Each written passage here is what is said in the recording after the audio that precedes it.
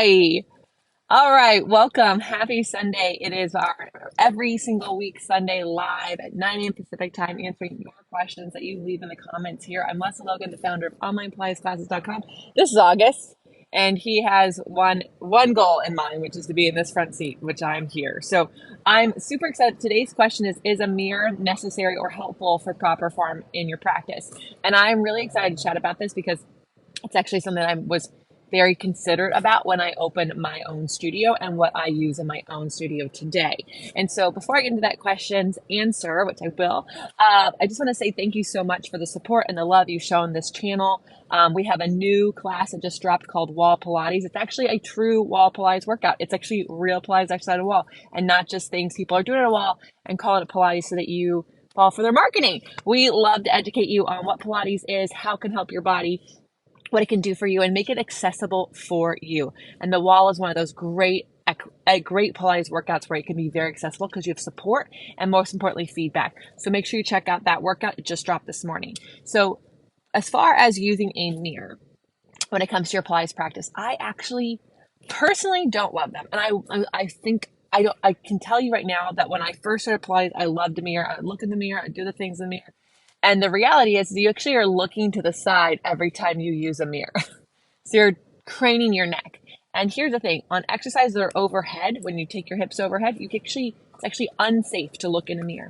So you don't want to use a mirror for those exercises. But also, if you're always looking to the side to check your form, you are going to overdevelop the muscles in this side of your neck and overstretch the ones on this side, which is going to make you imbalanced.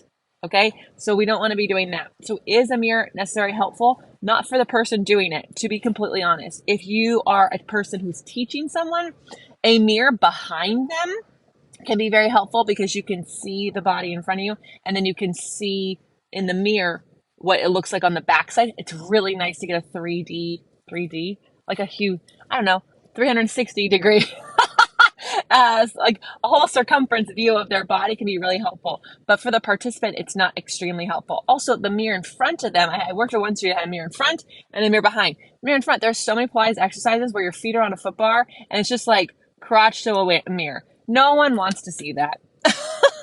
So personally, I don't think a mirror in front of equipment is actually helpful just because it's not really showing you a lot of things. And most clients become obsessed at what they look like in the mirror. Mirrors can be so distorted. One of the high-end gyms I worked at, there's this one mirror that I swear to you, if I looked at it when I was on the reformer, I would have thought I was 3 feet tall and 6 feet wide. But when I stood up, I was like 10 feet tall and 1 inch wide. Like it was such a weird, funny mirror. So personally, how I use mirrors today, when I opened my own studio, I actually got rid of any mirrors that would be easy for a client to look at straight ahead.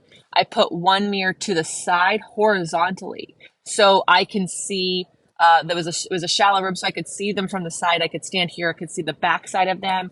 I could see the front side. I could see this side. And that was really helpful. If they looked, they could sort of see their bottom half of their body, but not their whole body. So they became less obsessed with looking in the mirror. But the mirror was helpful for me to make sure I was seeing every part of their body.